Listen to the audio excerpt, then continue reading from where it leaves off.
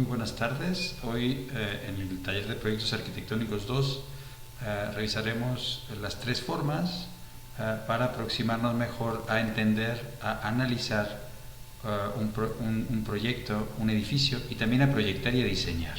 Pues como introducción revisaremos la tríada famosa de Vitruvio, diferenciaremos los elementos de los espacios arquitectónicos y repasaremos lo que significa el oficio del arquitecto.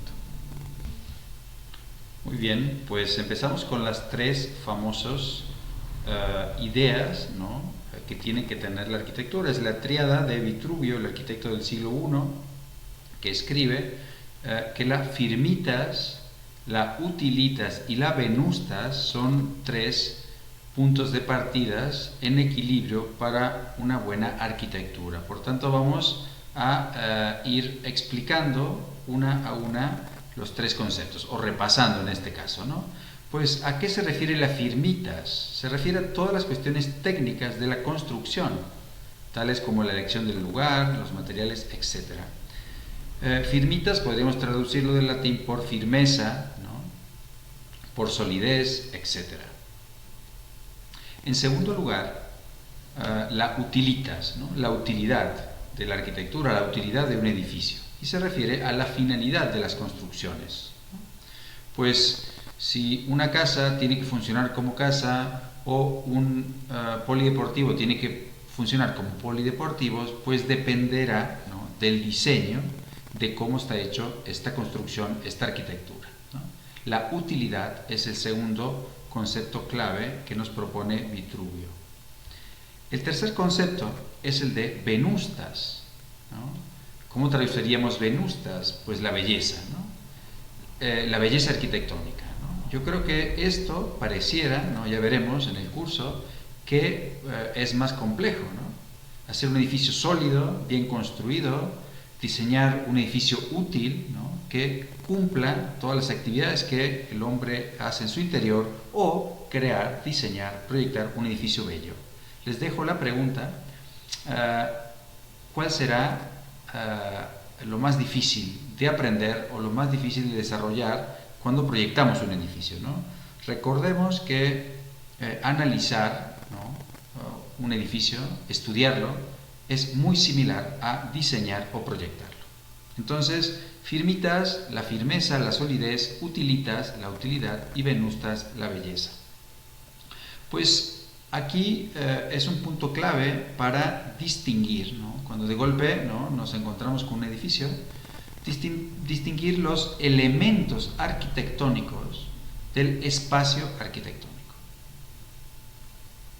Atención, pues aquí podemos ver una foto, ¿no?, un detalle del Club Náutico de Santos en Brasil, en San Pablo, del arquitecto Vilanova Artigas. ¿Qué estamos viendo aquí?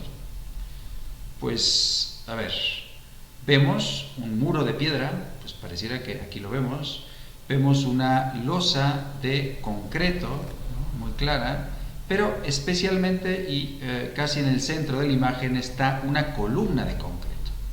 Este es un elemento arquitectónico, como el muro es un elemento arquitectónico, como la losa es un elemento arquitectónico, pero ¿qué sucede? Que a veces, ¿no?, tenemos una idea de columna, ¿no?, como un elemento que es como vertical, ¿no?, inclusive columna griega, columna antigua, o columna de concreto toda cuadrada o rectangular o circular. Pero ¿cómo, no?, podemos distinguir o entender esta propuesta que el arquitecto Vilanova Artigas hace en el Club Náutico sobre esta particular columna de concreto? Por tanto, la losa, el muro y especialmente la columna son elementos arquitectónicos, ¿no? Los elementos arquitectónicos están muy relacionados con los elementos constructivos, ¿no?, y son fácilmente de dimensionar, de tocar, diríamos, de fotografiar, ¿no?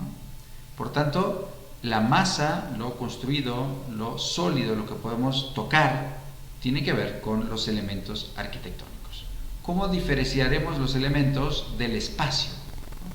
Pues ahora bien, tenemos también en Sudamérica la foto del interior de la iglesia de Durazno, en Uruguay, del ingeniero Eladio Dieste, ¿no?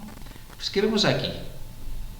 Pues podemos ver, ¿no?, en primer lugar, de qué está construida esta iglesia, ¿no? Y podemos ver que está construida de ladrillo aparente, lo que son los muros, y de unas losas livianas, ¿no? De armaduras de ladrillos también, ¿no? Pero aquí no estamos observando los elementos. Necesitamos los elementos, pero estamos observando el espacio arquitectónico. ¿Qué es el espacio arquitectónico? El vacío que las envolventes constructivas nos marcan. Es decir, estas envolventes, ¿no? Sean del material que sean, más la luz, que es un material, generan el espacio. Es muy diferente dilucidar, entender, fotografiar inclusive el espacio arquitectónico. Pero sí que es clave que tenemos que distinguirlo, ¿no? De los elementos arquitectónicos, ¿no? Aquí podemos ver varios elementos arquitectónicos, son fáciles de ver, ¿no? El piso, los muros, estas luz cenital, la losa de ladrillo armado en dos aguas, con unos quiebres, o las sombras, ¿verdad? Desde donde estamos sacando la foto. Pero, ¿cómo explicamos este espacio, ¿no? Por tanto, una cuestión que tenemos que empezar a observar, ¿no? Y será para el próximo, para entender las tres formas, será diferenciar esto que es el vacío, ¿no? Lo que no se puede como tocar, diríamos, puede uno habitarlo, estar aquí, ¿no? El espacio arquitectónico, el vacío, ¿no? Y por otro lado, como vimos hace un momento, diferenciarlo de los elementos arquitectónicos, ¿no? Para completar esta introducción, pues comentaremos de dónde viene el origen de la palabra arquitecto y a qué se refiere, ¿no? Y aquí lo ven en letras griegas, que está compuesto por dos palabras, el argé y tecnón. Pues tecnón, ¿no? Viene de la técnica, los técnicos, tecnón, de ahí viene la raíz de la palabra tecnología, ¿no? Tecnón, los técnicos, ¿no? O los técnicos. Pero, ¿qué es esto de argé, ¿no? Que a veces se usa en español, se traduce por arquidiócesis o algunas otras cuestiones. Es lo primero de lo primero, y traduciéndolo sería el primero de todos los técnicos, ¿no? Diríamos, pues cuidado que si alguien se siente aludido, pero pareciera que el arquitecto tiene que estar por encima del carpintero, del herrero, etcétera, etcétera, ¿no? En el sentido que tiene que dominar todas las otras técnicas. Ok, pues continuamos entonces con la parte central de la clase, que son las tres formas, ¿no? Y cómo aproximarnos, cómo enfocar, cómo entender con estas introducciones previas al proyecto arquitectónico o al edificio arquitectónico. Pues las formas son tres: la forma externa, la forma interna y la forma constructiva. Pues, ¿qué podrá ser esto de la forma externa? ¿Con qué tiene que ver la forma externa? Básicamente tiene que ver con el contexto, ¿no? O sea, ¿a qué contexto, a qué entorno responde la arquitectura? En este caso siempre me gusta mostrar un edificio que se llama El Escalonado, le dice la gente El Escalonado, ¿no? Del arquitecto Tobo Díaz en Córdoba, Argentina, que puede tener fachadas diferentes. Está en una esquina, pero tiene fachadas diferentes en la avenida, ¿no? Estas ventanas, o en un curso de agua, un pequeño arroyo, aquí se ve el puente, que se van escalonando, ¿no? Que hay terrazas, cada departamento tiene una terraza. ¿Qué quiere decir? Una esquina, ¿no? Que es diferente una calle y un pequeño arroyo urbano, cómo la arquitectura cambia su forma para responder a dos calles diferentes, ¿no? Ya profundizaremos en cada una de estas cuestiones, pero la forma externa tiene que ver con el contexto. Aquí podemos ver, ¿no? Cómo hay muchos edificios de este arquitecto, todos de ladrillos a la vista, y vemos, ¿no? En esta área, supongo que ven el mouse por aquí, ¿no? El edificio que responde a esta doble fachada, ¿no? El Escalonado. Aquí está el curso de agua y el Boulevard San Juan, esta avenida urbana. ¿Qué será la forma interna? Corresponderá la forma interna a la esencia de la arquitectura. ¿Y cuál es la esencia de la arquitectura? El espacio. Comentamos hace un momento el vacío. Aquí tenemos otra vez la iglesia de Durazno, ¿no? Del ingeniero Eladio Díaz, en Uruguay. Y la forma interna, ¿no? Lo que tenemos que moldear, lo que tenemos que entender o conocer de la arquitectura es el espacio, el vacío, ¿no? Y finalmente, ¿no? Diríamos lo más concreto, lo más sencillo, ¿no? La forma constructiva. ¿A qué se refiere la forma constructiva? Pues a los elementos, ¿no? A los elementos que generan, ¿no? O que envuelven el espacio, ¿no? El espacio arquitectónico requiere unos límites, límites inferiores, los pisos, límites exteriores, muros, ventanas, galerías. A veces hay elementos superiores, ¿no? Puede ser un techo, pero también puede ser el cielo, ¿no? En un patio, elementos que arman el espacio arquitectónico. O sea, la forma constructiva, volvemos otra vez al Club Náutico en Santos, en São Paulo, en Brasil, del arquitecto Villanova Artigas. Pues ahora vamos a enfocarnos en algunas cuestiones concretas para profundizar sobre las tres formas, ¿no? Y revisaremos los elementos, ¿no? En este caso tomaremos como ejemplo la Catedral de Brasilia.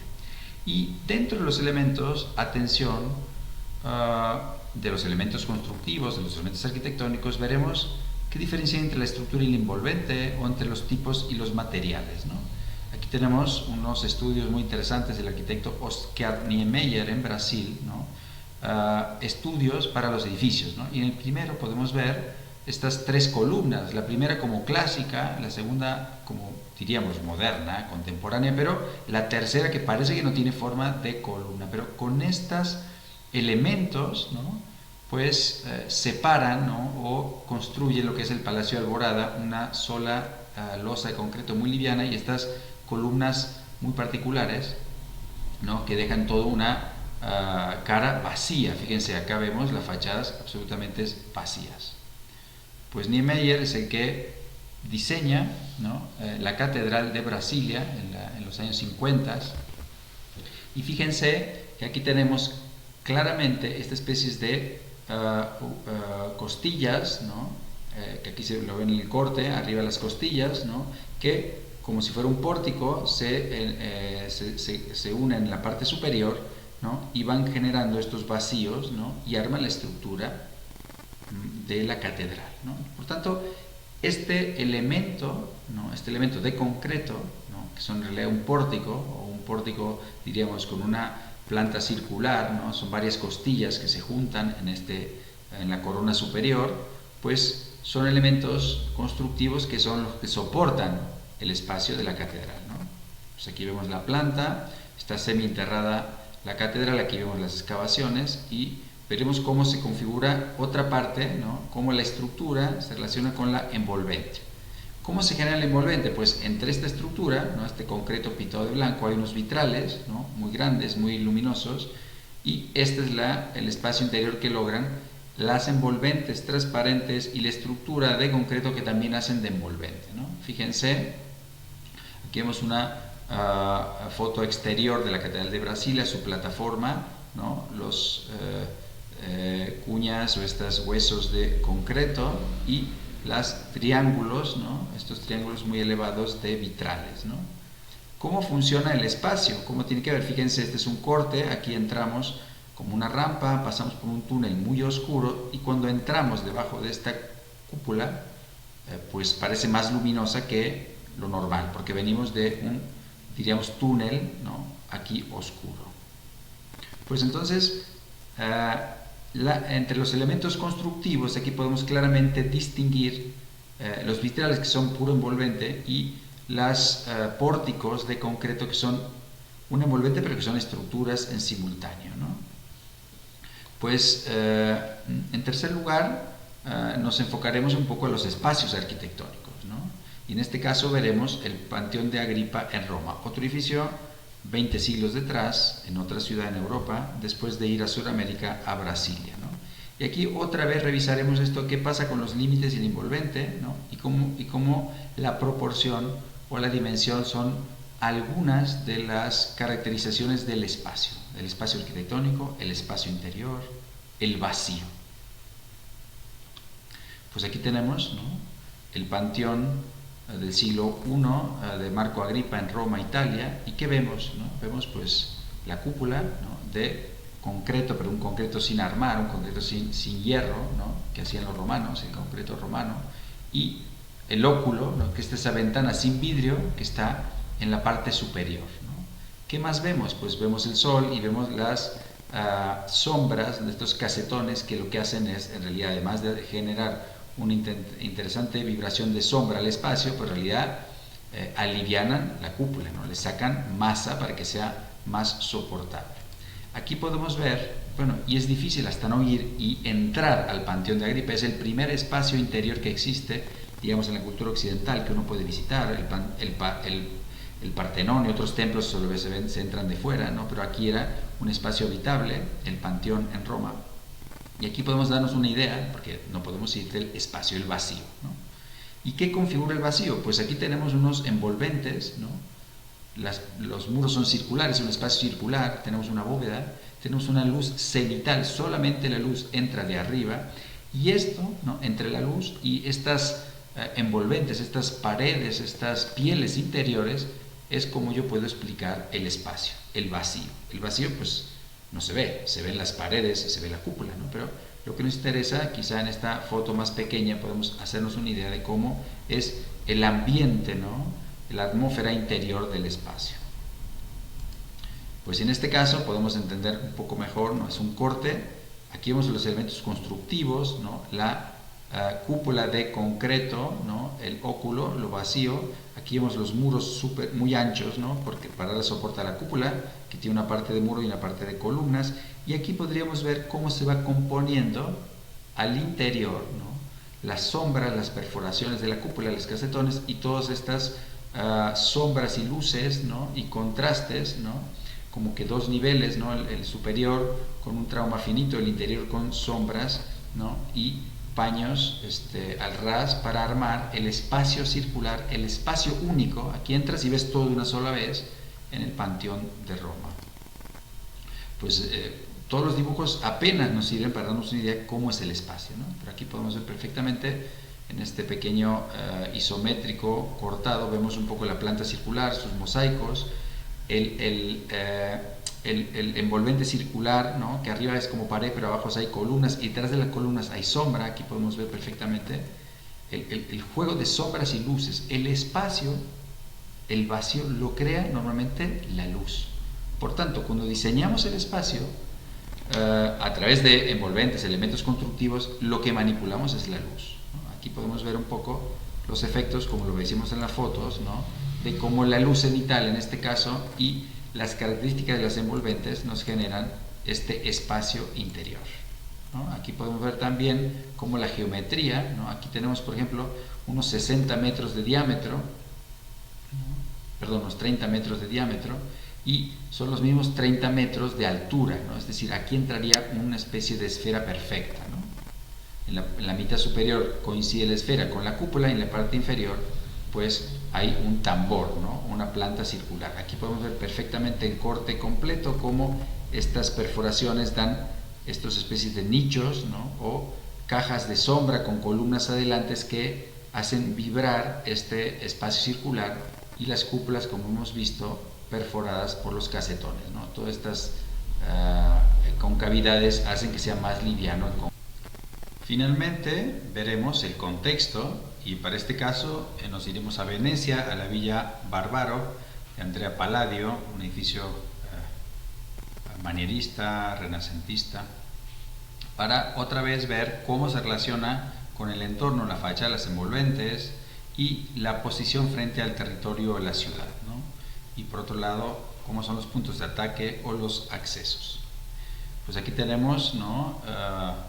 La Villa Barbaro del arquitecto Andrea Palladio, y nos aproximamos, ¿no?